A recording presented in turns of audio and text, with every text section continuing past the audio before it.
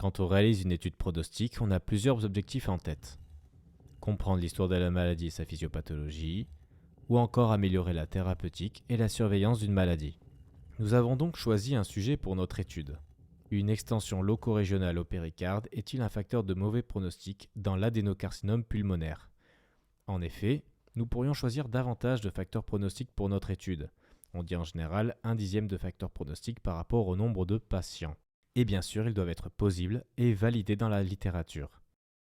L'objectif de notre étude est défini par le critère de jugement principal. Il va donc falloir recruter les patients qui correspondront à notre étude. Bien sûr, on ne va pas recruter tous les patients âgés atteints d'un adénocarcinome pulmonaire en France, qui est la population cible. Déjà, on n'arrivera jamais à tous les convaincre de rejoindre notre projet, mais aussi cela coûterait beaucoup trop cher et prendrait beaucoup trop de temps. Il faut donc recruter une partie de ces gens, la population source, en veillant à ce qu'elle soit suffisamment représentative de notre population cible. On va ensuite définir nos critères d'éligibilité. Avec les critères d'inclusion, nous souhaitons des patients atteints d'un adénocarcinome pulmonaire et des critères de non-inclusion, comme par exemple des patients qui n'ont pas de comorbidité majeure telles que des insuffisances cardiaques. On obtient donc une population échantillonnée. Cette population qui acceptera de participer à l'étude sera la population analysée. Attention à ne pas trop instaurer de critères d'exclusion. Nos résultats seraient beaucoup plus difficiles à extrapoler à la population générale parce qu'on a des patients trop sélectionnés, trop spécifiques, et on aura une perte d'applicabilité et donc de validité externe. En plus, il sera beaucoup plus difficile de recruter. Par contre, notre validité interne n'en sera qu'augmentée, parce que choisir des patients qui se ressemblent, ça permet une bonne comparabilité entre eux. Et de toute façon, tant que les groupes sont comparables, on ne parlera pas de biais de sélection. Nous voulons donc bien nous assurer de diagnostiquer un adénocarcinome pulmonaire. Si nous nous retrouvons avec d'autres types de cancers, nous serons bien embêtés. Nous allons donc définir les modalités de diagnostic, un scanner, une biopsie de la tumeur, anatomopathologique, etc. Voilà, maintenant nous sommes sûrs d'avoir que ce type de tumeur dans notre étude. Il va falloir maintenant désigner une structure médicale, ou des structures si c'est une étude multicentrique, qui va s'assurer de recruter nos patients et de récolter leurs données. Attention à ne pas aller se servir que dans des services de pneumologie trop spécialisés dans les cancers pulmonaires, car, à vouloir des cas beaucoup trop typiques, nous allons certes augmenter la comparabilité entre nos patients, mais ils ne seront plus comparables avec notre population cible qui est très variée. Attention donc à éviter ce biais de classement qu'on appelle biais effet centre, à se concentrer que sur un seul type de structure en particulier.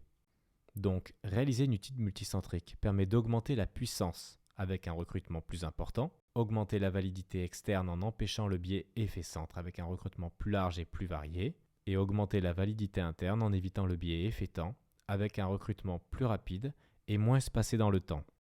Dans les études pronostiques, nous nous exposons à deux principaux biais. Au biais de sélection lors du recrutement.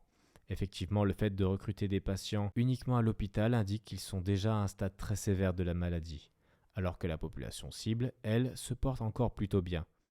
C'est donc eux qui ne sont pas encore à l'hôpital que nous devons essayer de recruter. Il y a aussi le biais de surveillance, qui fait que ce sont souvent les patients qui ont un stade plus sévère qui sont plus souvent vus et analysés.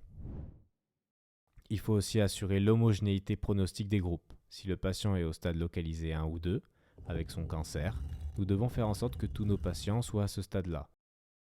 Dans une étude pronostique, on peut procéder de deux façons.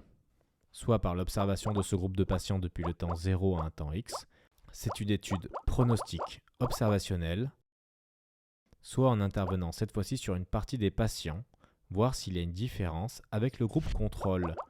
C'est une étude pronostique interventionnelle. On appelle ces deux études des cohortes pronostiques.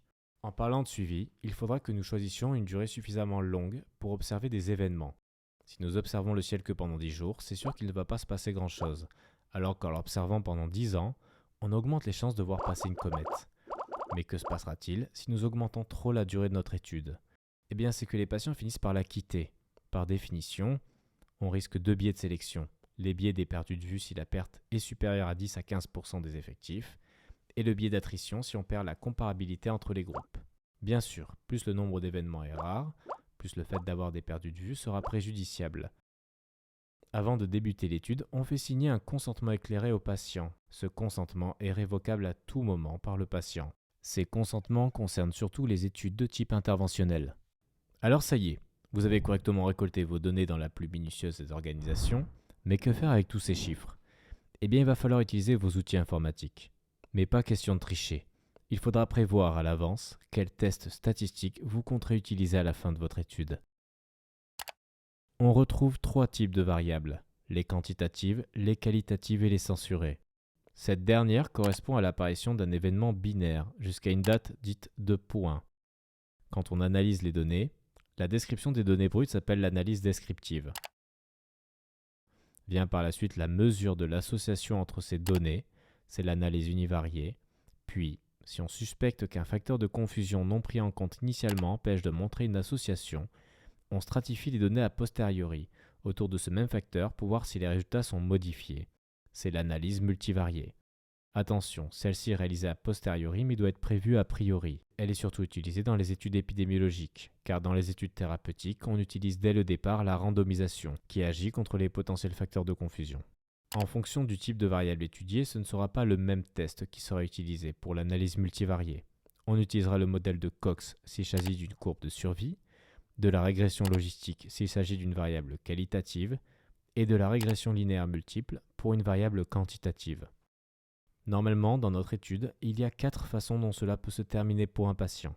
Soit il décède durant notre étude et on obtient une petite marge d'escalier, soit le patient n'a pas présenté l'événement binaire et la droite horizontale se prolonge en fonction du temps, soit on le perd de vue avant la fin de notre étude, soit il meurt, mais après la date de point, et on le décrit alors comme censuré. Pour notre étude, il faudra ainsi réaliser une analyse de survie. On aura besoin d'une courbe de Kaplan-Meier, qui peut d'ailleurs être inversée. Quand elle est inversée, elle porte le nom de courbe d'incidence cumulée. La probabilité de survie est située en ordonnée, et en abscisse la durée de suivi, limitée par la durée de notre étude, avec à T0 la population initiale, et avec ses marches d'escalier qui correspondent à la survenue d'un événement. Donc à chaque marche d'escalier, il y aura un décès en plus. Et bien sûr, si on veut interpréter la médiane de survie, il faut qu'au moins 50% des effectifs aient présenté l'événement binaire. Il faut donc que 50% des effectifs soient morts pour interpréter la médiane de survie. On constate en bas à gauche l'effectif qui diminue au cours du temps. Tous les patients ne rentrent pas tous au même moment dans l'étude. Chaque patient aura sa propre courbe, jusqu'à 6 ans, mais toutes ces courbes de chaque patient seront superposées et permettront d'obtenir une courbe de survie de Kaplan-Meier. Les chiffres qui diminuent en dessous de la courbe ne sont pas uniquement les personnes décédées. Il s'agit aussi des censurés, des perdus de vue. On peut déjà observer visuellement que les deux courbes s'écartent au cours du temps, ce qui est plutôt en faveur d'une différence. Si les deux courbes restaient parallèles, au contraire, il y aurait peu de chances de mettre en évidence une différence entre les deux groupes.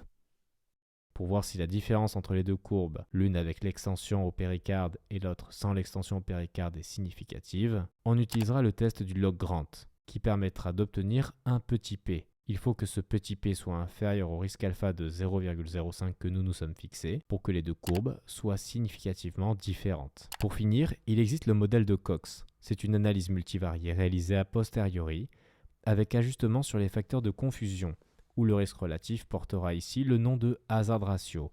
Ce hazard ratio est donc un risque relatif pour les variables censurées en fonction du temps pour donner des résultats de modèles de survie. Il est notamment utilisé quand le risque n'est pas constant au cours du temps, ce qui est le cas ici avec notre adénocarcinome. Imaginons que nous souhaitions fabriquer un score pronostique. Par exemple, une extension locorégionale à moins de 2 cm du péricarde correspond à une mortalité de 10%, à moins de 1 cm de 15%, etc.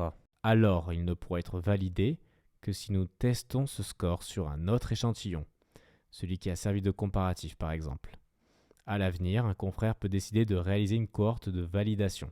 Il testera ce score pronostique via sa force d'association et sa mesure de discrimination, par exemple via une courbe ROC. Il s'assurera qu'il est bien calibré et donc que les prédictions du score concordent avec le devenir des patients. Si notre collègue choisit de recruter à nouveau une nouvelle population étudiée, alors il augmentera la validité externe puisqu'il va piocher des patients dans la population cible.